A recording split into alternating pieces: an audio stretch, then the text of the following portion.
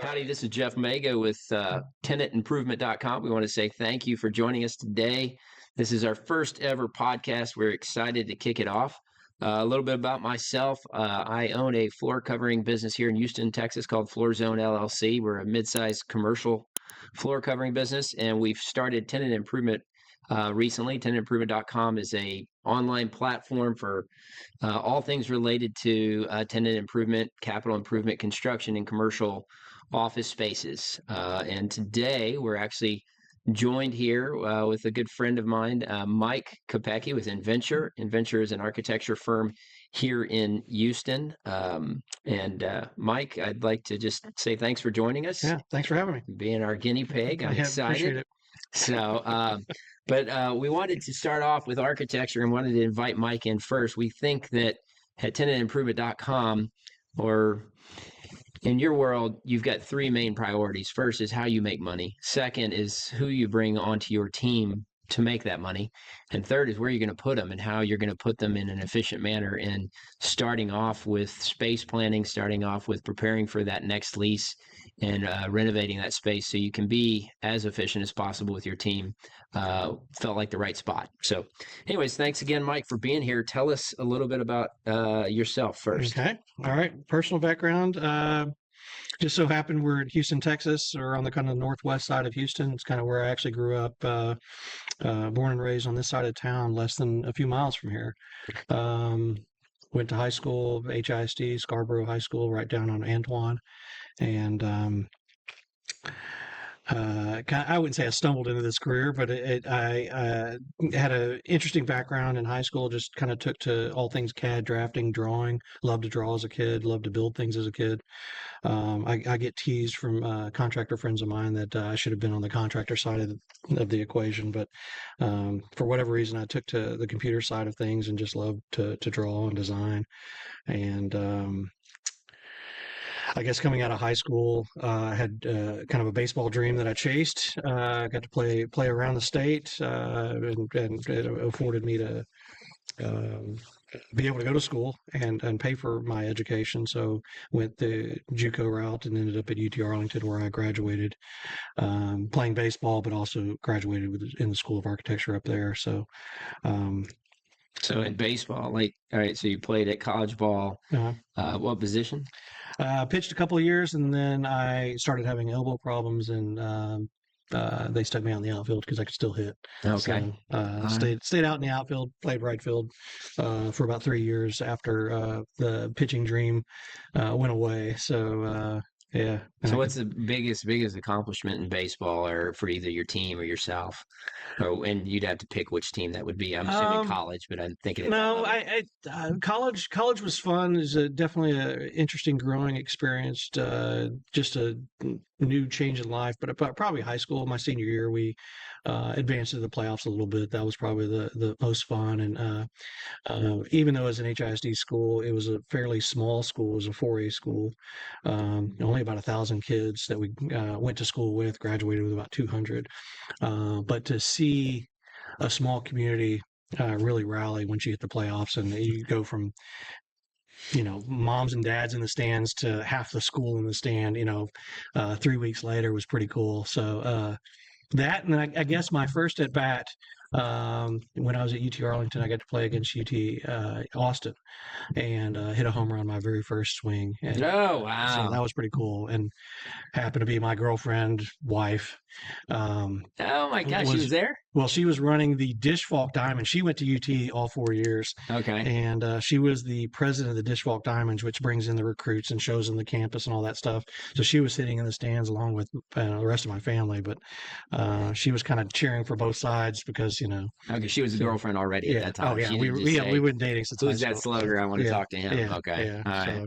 So those two things probably were the kind of the highlights. And then, just lifelong friends and everything that we built from the college days is always pretty cool. So I kind of have a similar experience. I didn't get a chance to play college ball. I like to think I could have, and that's soccer, not baseball. Yeah, okay. But we had a storybook year, junior year. I think we were like 27-2-2 or something. That's crazy. We were picked to not make it to the playoffs, and we were one of the last 8 teams in state. Oh, wow. And just like you said, like the school was like showing up in mass, and it was just like it was a very surreal, moment of growing up as a young man and playing sports. 17, 18 years old, and playing in front of thousands of people, which that's not right. It shouldn't happen. But it makes for good stories for our kids now, though. Yeah. So, all right. Well, tell me about Inventure. So, how long have you been with Inventure? What does Inventure do? What's your role? And let's go from there. Yeah. The firm was founded in 97. So it's, if my math is right, coming up on 27, 28 years old. I started in 2001 this week. So I'm coming 2 days will be 24 years. When I joined, it had a terrible name. It was Facilities Design International. So trying to answer the phone, and when we actually had desk phones, Inventure Design FDI sounds like a government program. Yeah, it was. And there's a backstory to that, but the managing partner at the time was doing some work up in Canada, and you couldn't have an architect in your name if you weren't a licensed architect in Canada. So he kind of had a generic facilities design. It's almost a lot like tenant improvement, just kind of a very generic name that it wasn't associated to Jeff. Yeah. Jeff's company. It's more kind of broad. That lasted a few years. He had a partner. It became a named firm. It was O'Neill Hill, the last two names of the partners. And that had a couple iterations where we merged with a larger firm in 2004. FKP, who's now Canon Design. I'll stop throwing out names, but when Molly left the firm somewhere around 08, 09, Molly Hill no longer needed her name on the door, or she wanted her name on the door. So we came up with a generic name, Inventure. It's kind of a collaboration of a made-up word of inventive architecture, interior architecture. It kind of had a bunch of different kind of micro meanings in a few letters. And Jim always wanted design in the name, so it was Inventure Design for a while, and we rebranded and just dropped the design part, and it kind of had more of an interiors affiliation with it, where now we're doing more architecture than we ever have been. So Inventure, more like ground up project type stuff. Okay. Yeah. Well, so to break off, so inventure.design is the website. We joked a little bit about that. So Inventure just Inventure is the firm. Yeah. Inventure.design is how you would find Mike easily. Yeah. So how big is the firm? I know there's a couple of different offices. Yes. And stuff. So Houston is primary, or Houston was the founding location. We kind of grew organically through some relationships into the Tulsa market. We also started a Dallas office for a short time, which we've kind of wound down, and we've kind of just had this weird presence of evolving people finding themselves in Nashville. And so we've got a small office in Nashville. We've had people there for about 7 years, but we're only about 5 people there currently. And we're starting, it really is kind of starting to take off. This 25 has already been a really good year for the Nashville office. So 5 people there, about 15 people. I keep saying about 15 people in the Tulsa market, and roughly 40 in Houston. So we're about 55 total, if my math is right. And Nashville, Dallas, and Tulsa all started about 2018, around 2018. And then we unwound the Dallas portion in 21, I believe. Okay. And so for Nashville, so each of the Tulsa, Nashville, and Houston are the 3 main offices now. Do they do different services? You talked about doing more architecture and growing the architecture, still doing the design side, but is it medical? Because I know HCCA is up there in Nashville, or Nashville's doing a little bit of everything. They're just a unique market. Their corporate customer base is a little bit smaller because you've got a bunch of recording studios, those kind of guys, and they're tend to be just smaller footprints. They don't need a lot of space to do their business. Where the Houston market, you got oil and gas, and they can take a floor, they can take 10 floors, they can and we were doing some healthcare, but when we brought on the folks in Tulsa, Melissa specifically had a very deep background, and she had a very big client in the Tulsa market. So a lot of the focus of our healthcare work that was winding down in the Houston market really kind of picked back up in Tulsa. So I would say their focus is just healthcare, because they're doing a little bit of everything. It's just different. different vibes. Each city has their own vibe, and they chase kind of different work, even though we're kind of all doing very similar product, delivering similar product. So we got a healthcare client about 18 months ago, 2 years ago, that's doing regional clinics around the state, and um, we started doing it in Houston, but we all kind of interviewed and collaborated together. But really, much of the workhorse and the daily work from the first couple of projects on have all been kind of Tulsa team based. So, Okay.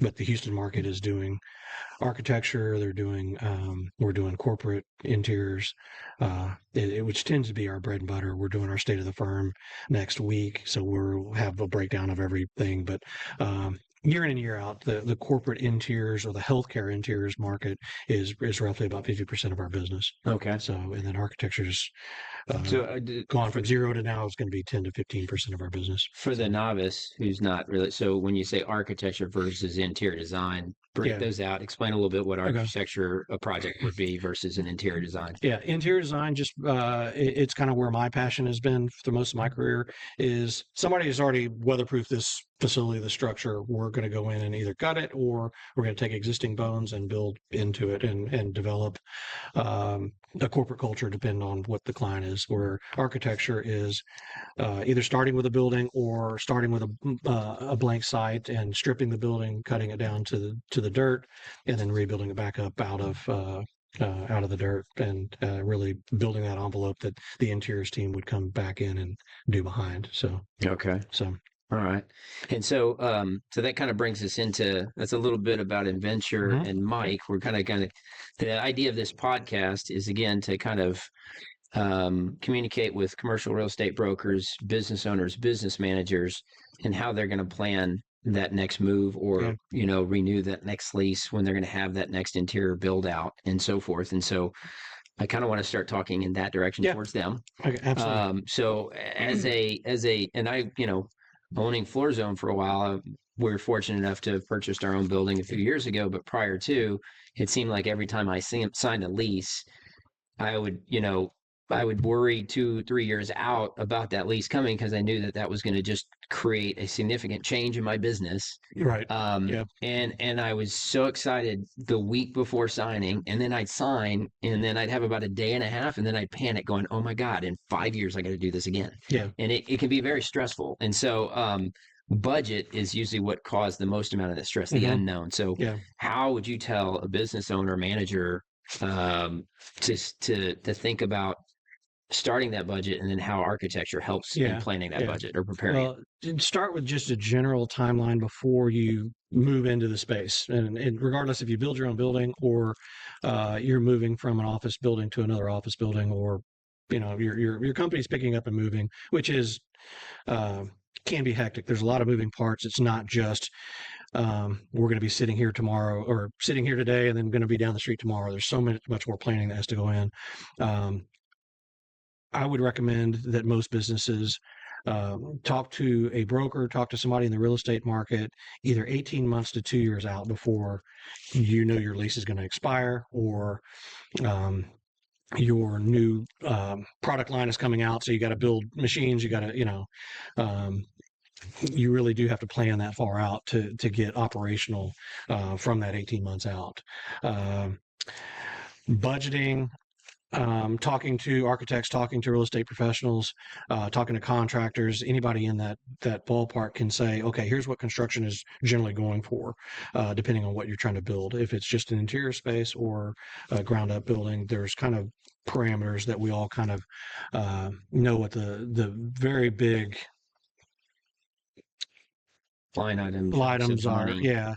And the construction is always the biggest piece. Construction, I don't know the percentages, but construction is going to be probably 70%, 80% of the move. If you do have to, unless you find a space that's just move-in ready and it's permitted, and all the things are code compliant, all that. But for the most part, if you're engaging a contractor and architect where construction needs to be done, obviously construction is the biggest piece of it. But you do have all those buckets. You've got the real estate guys that want to get paid for their finding you the space and doing the deal and getting their lawyers involved to help you make sure that you're getting anything. And I'm talking to you as a tenant more so than anything. Making sure that you get all the things that you need, parking spaces, and not just the space. That you've got presence on the building if you want it. If you've got your name up there, you've got building rights, those kind of things. So all those people in the food chain need to get paid. But they also, they come with a cost, so their costs need to be budgeted. Their time needs to be allocated for, you name it. So how do y'all help with the budget in terms of you talked about the 18 to 24 month process of planning. Yeah. You start to plan, you have some space need or details that you identify to parking and things like that. Right. So do you just you need 5,000 square feet times $5 a square foot is $25,000. I'm using a crazy simple math. Right. Do y'all start that? How do y'all start helping us as business owners with the budget? The first thing is sitting down with the client, getting to know who they are, what they need, really kind of doing a program. And a program to me, there's a lot of soft data in it, but the hard data is you've got 25 people or you've got 250 people, and those people need space. The 200 of the, just use 250 as an example. 200 of the people need offices and workstations. The other 50 people, they may be on an assembly line. They may need a warehouse. They may need stores. They may be the doctors that are actually sitting in the lab. They need that kind of space. So you get down to the nuts and bolts of what the space requirements are. You boil it down to, okay, either in your existing home or if you move down the street, you're going to need 25,000 square feet, just for round numbers. When we figure out the space needs, the brokers then go find opportunities. Okay, we've got a space on the north side of town where you want to be. We've got a space on downtown where you may not want to be, but the rates are well, and they're willing to make deals down there. So they put together basically a menu of opportunity spaces. It boils down to, at some point, we're going to be drawing a plan, and it's a very quick plan. You fit in this building, well, but with the lab component, it's not going to work because they don't have ground floor space, so they've got, different circumstances that may play in your favor or may play against you. But once we get that first plan figured out, we then engage a contractor or a series of contractors and say, hey, this is kind of generally the ballpark of what we're thinking. This space needs to be gutted. This space is 50% of it's really good bones, and we just need a reception area and a lab or whatever the components are. And so we really get down to a very quick budget just for the construction very quickly. And, it can be as little as a month. Take us two weeks to do test fits, and then about 2 weeks for a contractor to go out to the market and survey and price everything. So, so the budget is generally got the parameters of the budget there just for the construction. Project managers, and sometimes we'll get asked to, can you give us a soft cost budget? So you have the hard cost is construction. You've got data cabling that's not necessarily in construction. Your IT vendor may have their own. Would they put data cabling in soft costs? Yeah. It typically is not in construction. Sometimes it gets folded into construction. So you things like data cabling, security, furniture is a big one, is usually a big a number. Obviously, professional cost for our service as a project manager will, you pay them to manage the budget, manage the schedule and everything. So you boil all those down, moving cost, letterhead cost, anything that you can think of that as we move and we got to change our address on everything, website redesign sometimes, anything that you can budget for, it says, okay, now it's going to be $200 a square foot for us to move. Mm-hmm. And then here's how we can allocate all those. And obviously the money spends at different times depending on the type of project. And so you go out to 3 different buildings and 3 different kind of assets, and this building may be very inexpensive because they've got a lot of good value in place. This one may just be first generation. You got to build it all. Mm-hmm. So that gives them a foot to first set expectations is always what we're trying to do in our world. Beat the expectations, but at least set expectations of, we know that this is going to be 8-month process and it's going to cost you, bottom line number, it's going to cost you this. Or that arms the brokers to go out and say, with building A, I need so many dollars per square foot to offset these costs. Mm-hmm. They negotiate on that. They negotiate on the parking. They negotiate on that, all those kind of things. Whereas the architect and generally the contractor are kind of taking a back seat while the negotiators are doing their job, or jobs really. They negotiate. They come up with terms. It goes to the lawyers. It goes to the banks. Everybody agrees that this is a good deal. You're worth funding, all of those kind of things. And then when it's time to engage, that probably gives them about the first 5 to 6 months out of that 18-month schedule. And when it comes time, we've signed a lease, we're ready to go, or we've signed a deed on a property, we're ready to get building. That's when we re-engage to actually start our design process. So they could actually, because not all spaces are going to move forward or all leases go as planned, but right. Sometimes they might just renew and stay. So they can engage with you guys in, you'd refer to it, was it space planning? Right. And then they do that. What's the next term that you would use after space planning when you're test fit is what you said? Well, space planning, test fit are kind of interchangeable. First, okay. do you fit? Okay. You've got 250 people and 25,000 square feet. Do you fit at the right proportions that you need to? Okay. Or does that space we talk from clients that are in aggressive growth mode. So we're talking to a building that we have 25,000 square feet, but we need 2 adjacent floors if we grow and we hit all of our expectations our growth plans. There are some clients that are they know that they're at the end of their business cycle. Either the owner is retiring and he just doesn't have the drive to grow anymore, so he needs less space, so he doesn't need all that all those binding terms for like ROFRs, contingencies, yeah, and backups. So we know we need this space, but we would love to have this space on hold if we grow into it. Where some companies we just need to cut our space in half. I need a wall that's right here, and we're going to put the rest of it back on the market. So it just depends on what the deal is. Did you use the term ROFRs? ROFR, right of first refusal. Oh, okay. So, all right. I'm a flooring guy at the end of the process, so you don't hear those new terms all the time. A ROFR is we've leased this space, but I'll run a ROFR on. You can either do adjacent spaces or whatever, or you're only a quarter of a floor, but that tenant that when that lawyer moves out next door or the dentist moves out next door, I want to have a ROFR on his space because that would be a great place to expand and not have to go to a different floor or go down the street kind of thing. So tell me a little bit about you started in some of these areas, but how you're identifying the exact space needs. Y'all talk to, how many teammates you talk about. Yeah. You mentioned labs at one point. Yeah. How do you break down identifying the specific needs? So talking to different companies, and obviously when we go to interview for the project, when the brokers put it out on the street or the project managers put it on the street, we know kind of what teams we need to assemble. So if we are going to be talking to a medical facility, I'll engage the people with stronger resumes and backgrounds in our office to be there and speak more intelligently about medical stuff than I can. Okay. Or a life science lab, or you name it. It just depends. Or if it's an industrial space and we're behind the fence, I'm going to bring a certain group of architects and individuals that know how to talk oil and gas and safety and all the things that really perks their ears up when, and it's just a different conversation when we're going to go talk to a corporate client. You kind of bring your best foot forward for who you're going to bring it to. So you kind of have specialized teams within it, Inventure. Yeah. They can be better at understanding the industry that you're playing into. Yeah. It'd be, we did a project a few years ago.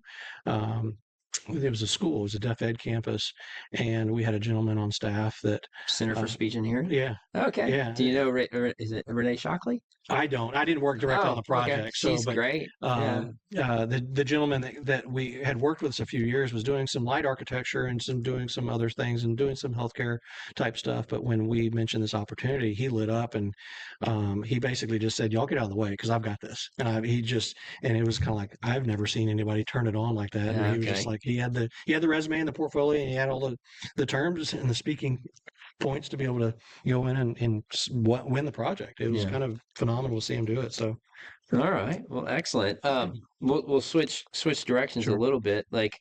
So there's form and function, right? And architecture is a little bit of both. Yes, always. And when you think about we've talked a little bit about just preparing and planning, staying away from the function, talking more about the form, like branding inside in somebody's company culture. And like I think I know one particular firm that always has to have this one little detail within any project they do that kind of like calls action to them, it's right? their fingerprint. Do y'all do that, or is that kind of, or it's more about like I would think it's more about the client's culture and how are you building that in? Do you have strategies for that, or how you talk to the clients about that? Not when we're interviewing for them, one of the things that we try to mention at all of our interview, and we practice for each interview just to get to know what the client is before, what expectations do we have going into the interview, going into the conversation that we're going to have. But one of the things that we've always said, we love doing this. We love designing spaces. We like getting our name and having a beautiful website and all the things, but we're really not out here to design our space. We're going to design our space when we do our project. But you're coming in for us to get to know your culture, try and define that, give first impressions when a client walks in the door, when one of their clients walks in the door, when one of their interview opportunity comes in the door. We're really going after young people that like, this look and feel or whatever it is, the different trends. We design their spaces for them. So and it's kind of silly, but one of the ways I've heard it said years ago, and I've just kind of stuck to it, is writing a book, or you're the author, but I'm the artist. I'm putting the cover on the book is what I'm doing. Okay. But it's your book. I like that. So, but I want you to be able to tell your story. We want to tell your story. So you're kind of a ghostwriter of sorts. In a lot of ways. Okay. So we don't go in and say, well, I've got this great vision for you. You're going to love it. Stand back and watch us work. It's like, no, we want the collaboration. We want them to walk in there and say, I had a choice in making that selection of whatever it is. And we didn't like this. We changed over here. We flipped it, and then better ideas come out of that kind of conversation. So, but no, we don't have a fingerprint. We try not to, but if anything, it's clean, minimalist if we can.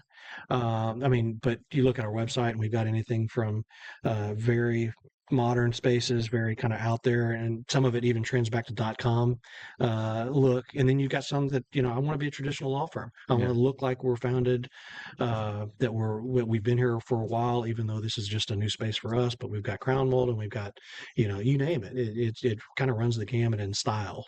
Okay. So that, to me, that actually keeps us on our toes a little bit, to where we're not just redesigning the same thing and putting, company X's logo versus company Y's logo on the space. It really, I want them to know that it's their space. Right. So all right. So we talked a little bit about just kind of assessing needs and so forth. We talked a little bit about the kind of building in their culture.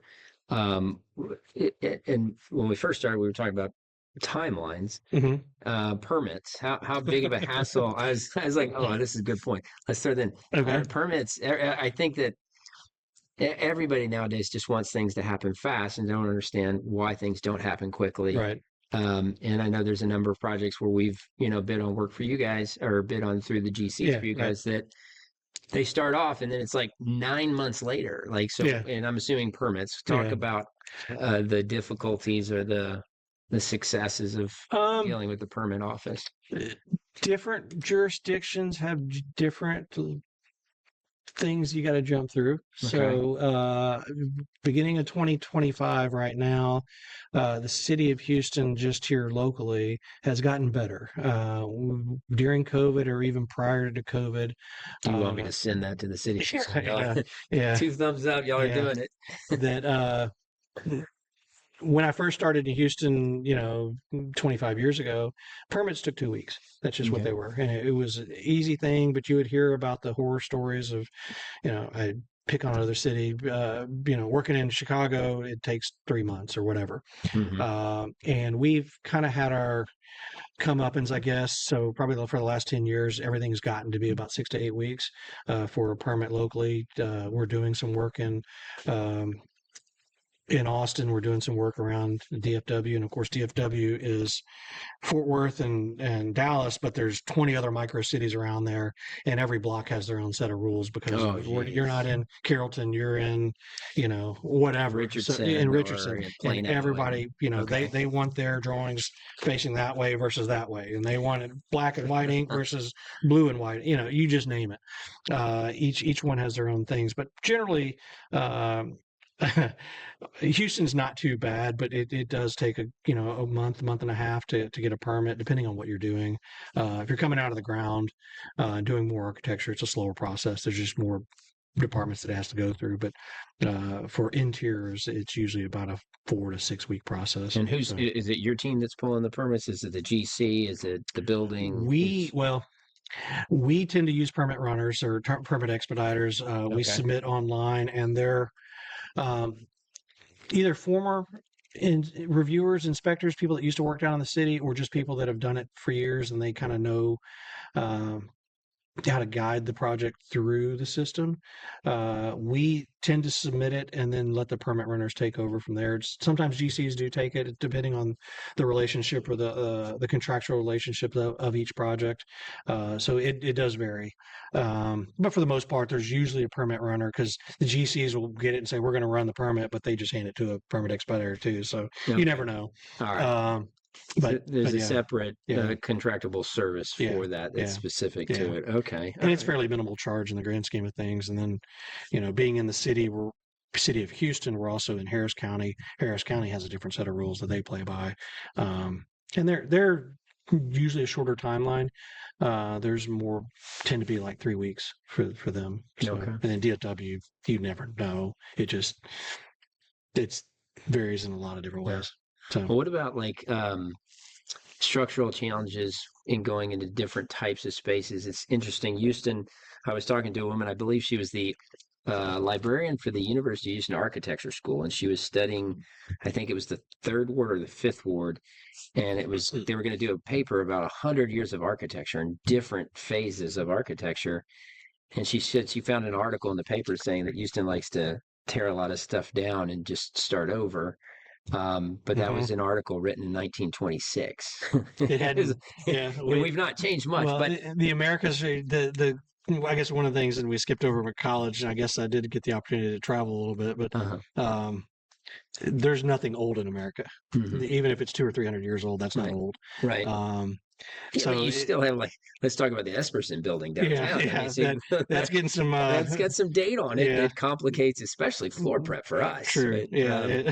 But so there's going to be buildings around town that are more challenging or less challenging. What do you see, or what do you think is any warnings to tell somebody to think about if they're going into an older facility? Well, Esperson's a great example, but some of the older buildings, even some of the newer buildings that are,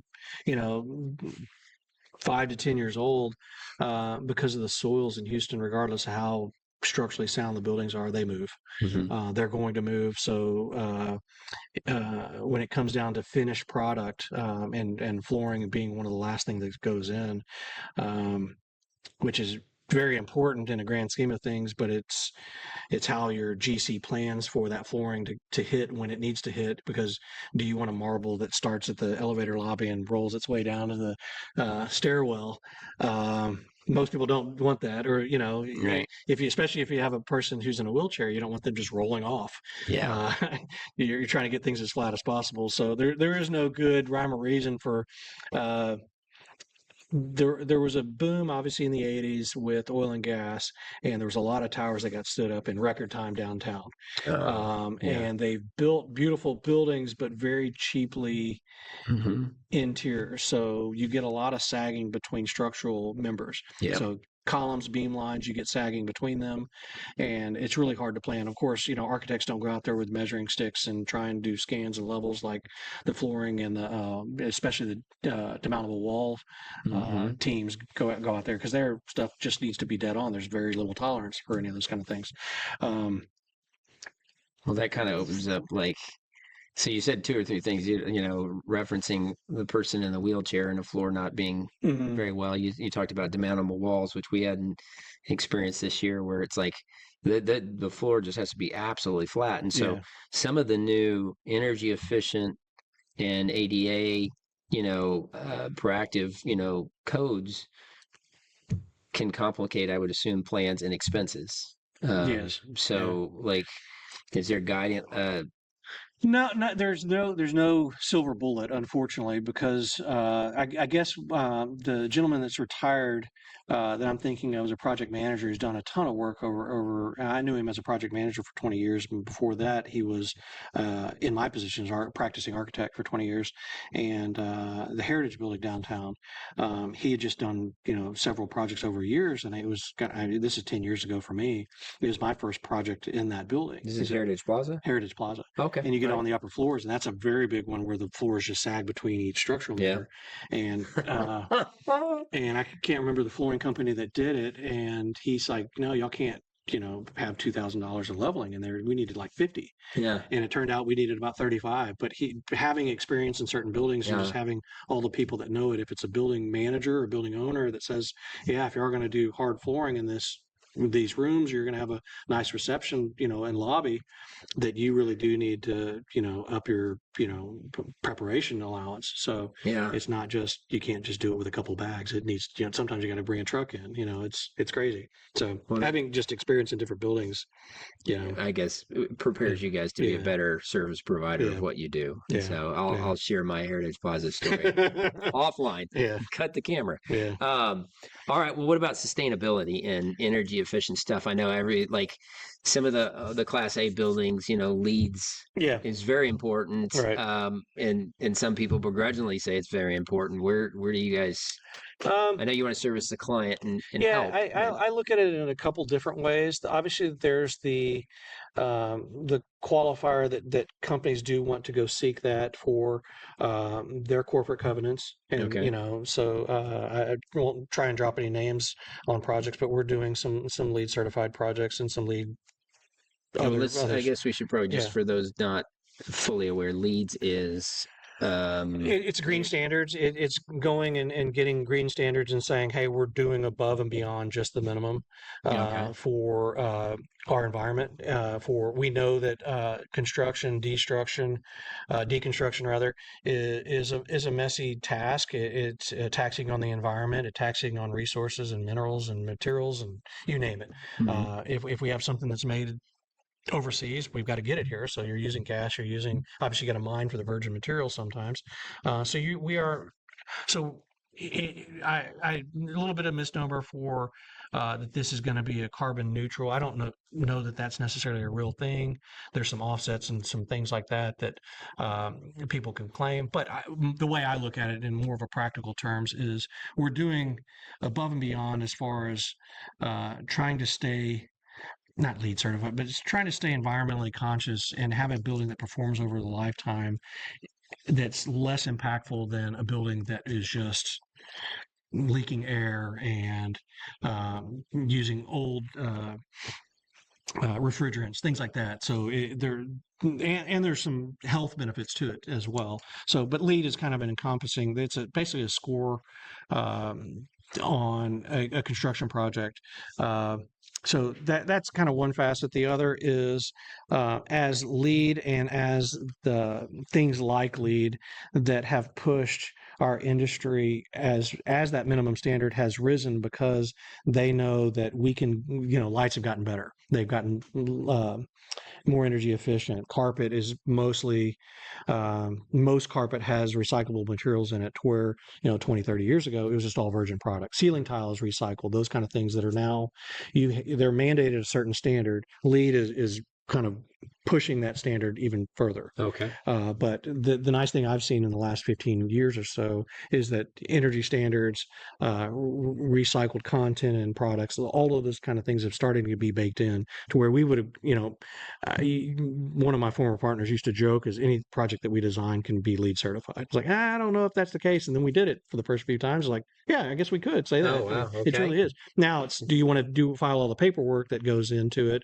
Okay. You have to pay professionals to file all those different credits for the different points. Is that cost benefit worth it? It's up to the client that wants the plaque on the wall, and because you do have to pay architects and engineers and contractors to and subcontractors to track all those materials, file all the paperwork to where it would just be business as usual. You want carpet? Let me go get you some carpet. Well, where's the carpet from? How was it made? All the different points that you have to get and certify that product is. Food is a better example. It's organic food, but now I've got to prove it to you. Yeah. So okay. So so we talked about how long the conversation will be. We've been doing a good job, I think, kind of touching on a lot of points of architecture. We're going to try and bring it to kind of towards a conclusion here. If I'm a business owner and I'm thinking about a new lease, tell me, when should I be talking to an architect, or give me 3 pieces of advice you would say to any business owner as they start to think, oh my gosh, yeah, I do need an architect. Yeah. Yeah. Need an architect. Obviously, most business owners, I guess the one thing I've seen in my career as I've gotten further along than just knowing the practice of architecture is talking to more business owners about their business. Get a handle on where your business is going. What is the next generation or 2 of your business? Sometimes it's family owned. Yeah. So where is it going? Where do you want to grow this thing to, or where do you want to be in your market? All of those things. But from a actual space planning is know how many people you got, know what your growth is in that field. If we do grow, does our admin department need to continue growing, or do I need to hire more engineers or more scientists or whoever the people are that are really going to be in that growth spurt? Sometimes companies will grow, and they've been growing here, but they're going after new business sectors. So we had a small engineering department, but now we're going to quadruple that size. So how do we plan for that? From a timing standpoint, it really depends on where you're moving, how you're moving, how you're growing, what kind of needs. Do you need virgin land where, I pick on the Daikin campus, it's out on 400 acres. Do you need that kind of land to grow into, or do you just need, like your shop here, do you need half an acre? But if we grow and we get that new business that we're thinking of doing, do we need that other half acre, or can that warehousing be across the street where we don't need to necessarily be here? So it really, there's a lot of factors into, like, not that silver bullet again. Sorry. No, yeah, and that makes sense. So it's a vision of where they're going.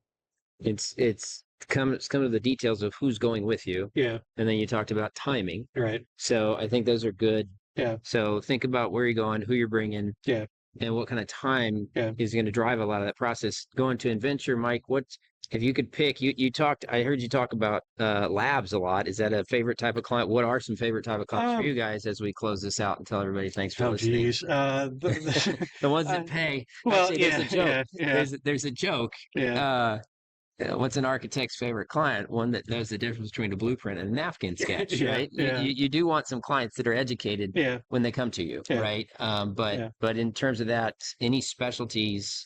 No, I think the math problem in a lot of ways is the same. It's just how complicated it's going to be. We can always get to the answer. Is it a 1-day answer, or is it going to be a 6-month answer of how we solve the problem? Because some clients already know what they want, and it's just, let's get going. There's some clients that I've never done this before, so there's an educational process that going along with the kind of the mentoring of the project.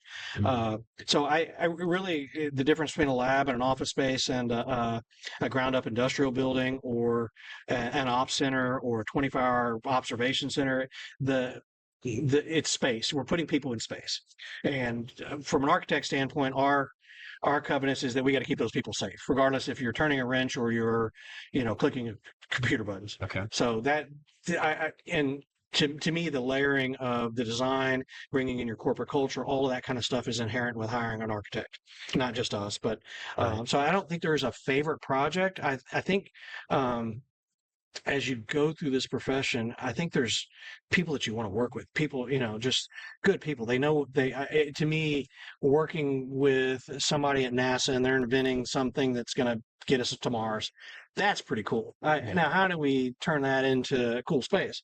Especially being in the oil and gas industry, it's just so fascinating that there's so many subsets of things that actually gets oil out of the ground and you're driving with it now. Right. So finding all those different avenues of how people make money and what their businesses are, to me, is a fascinating process. And then designing a space that matches their culture and hopefully elevates their elevates their culture to you have a more collaborative space. You got people that are ready to, we went on an interview, and I've used this for the last few years, especially as COVID has happened. And we've still got some clients that we're talking to that they're still trying to get their people back into their office. Oh, yeah. We suffer from a little bit of that, but for the most part, most of our people are in pretty routinely. But at the interview, the young lady that I'd worked with before that was interviewing us basically said, "We want to design the magnet." It's like, what do you mean? We want people to want to come here. It's like, I get it. Okay. Yeah. I like that. I'm going to steal that, and I've been using it ever since. So instead of we don't want 4 offices in a break room. We want people to walk in and either at least have a comfort to it. We don't have to blow them away, but at least have a comfort. There are some people that say, yeah, we want people to come in, want to be here, never want to leave their desk. We want them to make friends. We want them to be playing foosball in the break room, and they're building better relationships, and they're talking about their project, their engineering, or whatever it is that they're doing. So yeah, to me, that's where the fun happens. And you go back and you talk to those companies like, y'all nailed it on this, and these guys are, man, they just can't get them out of the space. So right, like, great, we win. So back in the day, the 2000 era, the .com bubble, the ping pong table at work where .com I was with was great, and we enjoyed being there. And I think post pandemic, this hybrid work situation, as much as we utilize it, I also miss the social aspect in some aspects of that. Yeah, and people want to be around other people. We're built that way. Yeah. I agree. Yeah. So, Mike, you have been a great first guest Guinea pig, huh? Guinea pig on tenantimprovement.com. I will say that I've been in the flooring business in Houston for 20 years. We've seen a lot of architecture firms. I kind of feel like Inventure, even though they've been around 20, 25 years now, feels like the next generation of the way architecture should be. I'm complimenting Mike, not just because he's the first guest, but I do like the way their plans work, and my team does as well. So anyways, appreciate everybody listening. There's going to be that whole traditional like and subscribe after this. Tenantimprovement.com is a resource platform. There's portfolio pictures of projects that Mike's completed, Floor Zone's completed. There's white papers, videos, and articles, and a list of experts who focus in on different trades for tenant improvement and capital improvement projects. So thank you guys all for taking the time to listen, and we look forward to telling you more about the different aspects of tenant improvement work. Thank you.